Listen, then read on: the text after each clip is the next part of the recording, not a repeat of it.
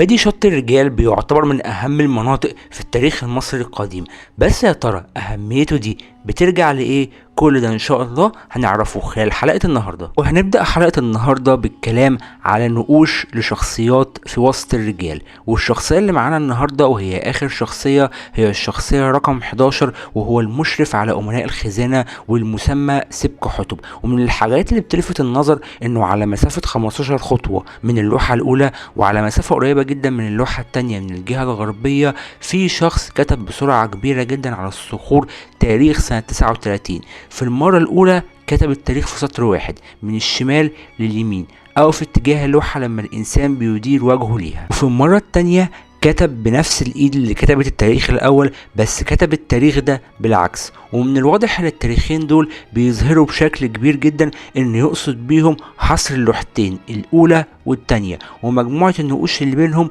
بيضاف لكده ان التاريخ مدته كبيرة زي التاريخ ده مش ممكن يكون لملك تاني غير الملك منتحتب التاني، لان احنا اتكلمنا قبل كده ان الملك منتحتب التاني هو اكتر ملك حكم مصر كمدة حكم في تاريخ الاسرة 11 كله.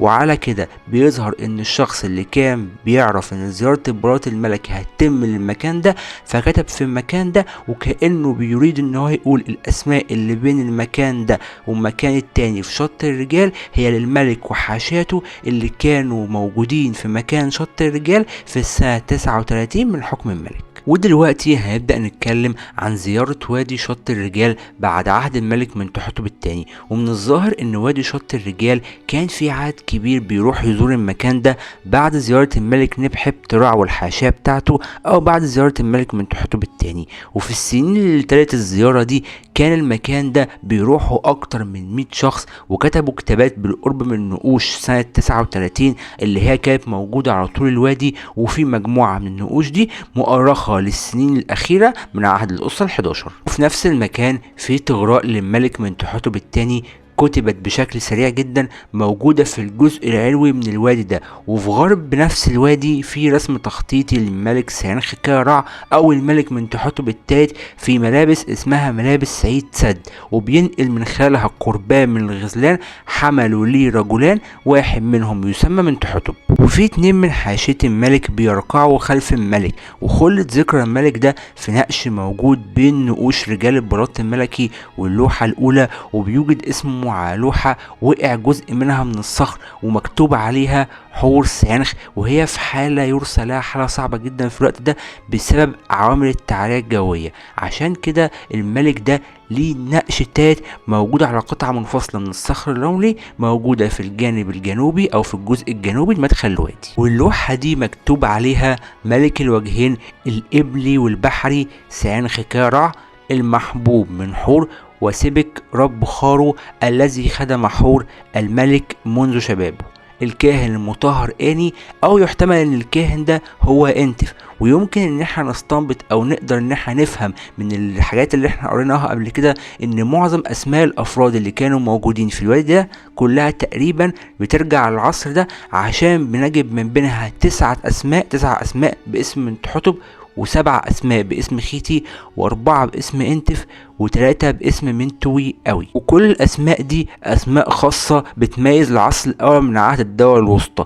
وبعض الناس اللي كتبوا اسمائهم بيعتقدوا ان هم من حاشية الملك نبحب ترعى. ولو التفسير ده فعلا صحيح فالناس اللي اسمائهم اتكتبت مالهمش مراكز قوية في الدولة، لان اسمائهم اتكتبت بخط صغير ومفيش اي اهتمام بالصخر اللي اتكتبت على الاسماء دي، ومفيش اي شك ان هم من الزوار اللي مروا بالمكان ده بعد زيارة الفرعون ليه. ومن الحاجات اللي بتلفت النظر بالاسماء دي شخص بيدعى مكتو او اسمه مكتو، وكان بيلقب على الصخر بحامل الخاتم الملكي، وكتب اسمه 3 مرات. وكان الحافز ليه انه شاف اسم مكترع اللي كان حامل خاتم الوجه البحري. وفي السنين الاخيرة من ختام حكم الدولة الوسطى لمصر كان بيمر للوادي ده برضو زوار، بس عددهم كان اقل من الاول. ففي جوار اللوحة التانية تاريخ السنة الثالثة من حكم الملك أمنمحات الرابع ومن عهد الأسرة 13 في نقش موجود باسم الملك نفر حتب، ووضعته أم الملك نفر حتب وهي الملكة كيمي. وبعد سنين وقف واحد من السياح وكتب تحت اللوحة اسم الملك سبك ام ساف، ووجد برضو نفس الاسم ده سبك امساف في الوادي ده لكتاب ما دونهوش بتري علم الآثار في نقوشه. وقصد في الوادي ده سياح من العصر اللي بين الأسرة ال 12 والأسرة ال 13، وعلى مسافة قريبة من اللوحة دي كتب بخط جميل بام ابن رن سنب، وعلى مسافة قريبة نقشت برضو أسماء مجموعة من الرجال والنساء. ودلوقتي هنبدأ نتكلم عن زوار وادي شط الرجال من عهد الأسرة ال18. ولو كان أسماء زوار شط الرجال في العهد الإقطاعي الأول أو في عهد الدولة الوسطى قليل، فكانوا أقل في عهد الأسرة ال18، وده رغم النشاط العظيم والكبير جدا في محاجر منطقة الحجر الرملي اللي موجودة على مسافة قريبة جدا من الوادي في منطقة جبل السلسلة وفي أسفل النهر عند منطقة الحوشي.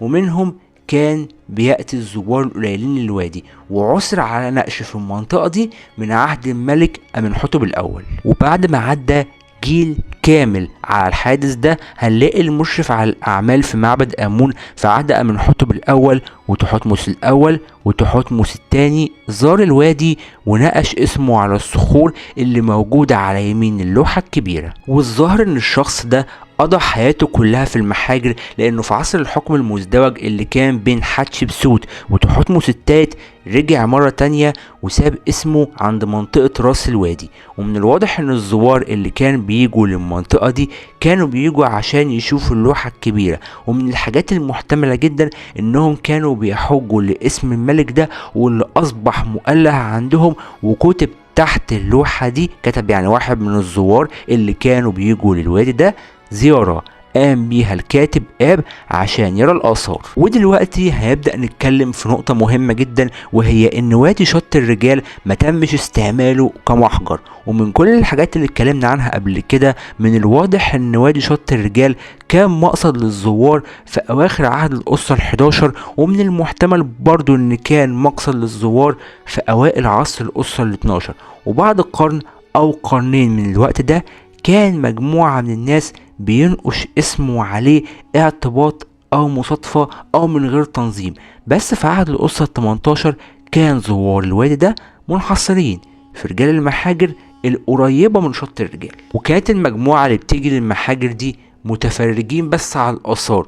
وعلى كده نقدر نقول ان وادي شط الرجال ما تمش استعماله في يوم من الايام على انه محجر، رغم ان في واحد من علماء الآثار واسمه سايس ذكر انه وجد نقوش من عهد الأسرة ال11 لموظفين وعمال جم عشان يبحثوا عن احجار في هضبة.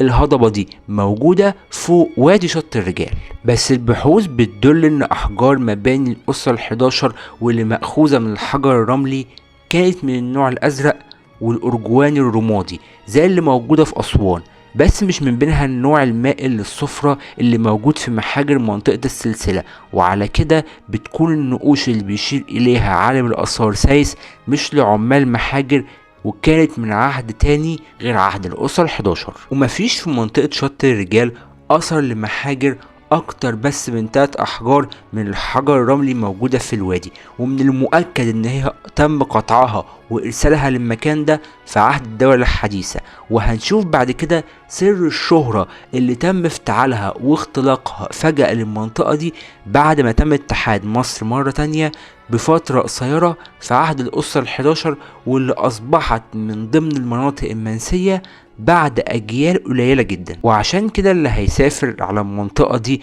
من خلال النيل قبل ما يوصل لمنطقة شط الرجال هيلاقي نفسه دخل في منطقة النوبة.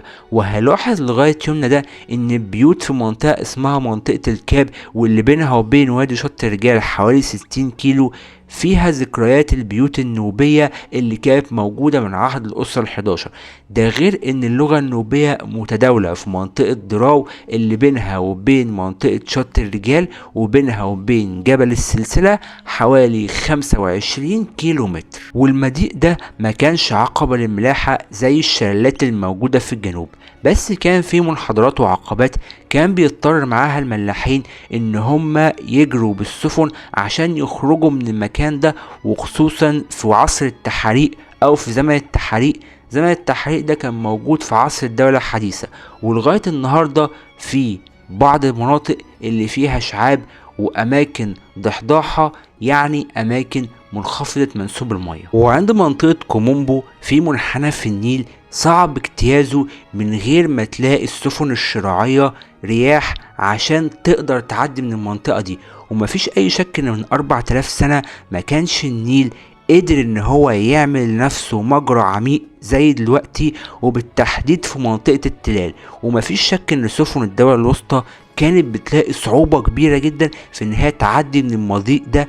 وكانت الالواح والنقوش اللي موجودة في شط الرجال هي عبارة عن نصب تذكارية زي ما بيظهر منها ان هي تم عملها او نشأت في المكان ده او نحتت في المكان ده عشان توضح زيارة الملك من تحتب وحاشيته للبقعة دي، بسبب الصعوبة الكبيرة جدا اللي بيواجهها اي حد عشان يوصل للمنطقة دي. عشان كده نقدر نفهم السبب اللي عشانه نزل الفرعون في المنطقة دي. لو فرضنا انه صعد في النهر من عاصمة الملك في الوقت ده واللي كانت طيبة، فكان لما وصل للمنطقة دي اجتاز حدود مصر، وكانت المسافة التانية من النهر او الجانب التاني من النهر صعب الملاحة فيه. عشان كده مفيش اي شك انه ضرب موعد عند جناد منطقة جبل السلسلة، وكان الامير انتف وحامل الخاتم خيتي بينتظروا الوقت اللي هيمثلوا فيه بين ايدين الملك. وكده يا جماعة نكون وصلنا لنهاية حلقة النهاردة، وان شاء الله الحلقة الجاية نكمل كلامنا عن تفاصيل وادي شط الرجال وتفاصيل اكثر في عهد الدولة الوسطى. وهتلاقوا كل اللينكات بتاعتي تحت في الديسكريبشن. متنسوش تعملوا لايك وسبسكرايب وتفعلوا زر الجرس عشان يوصل لكم كل جديد. سلام عليكم.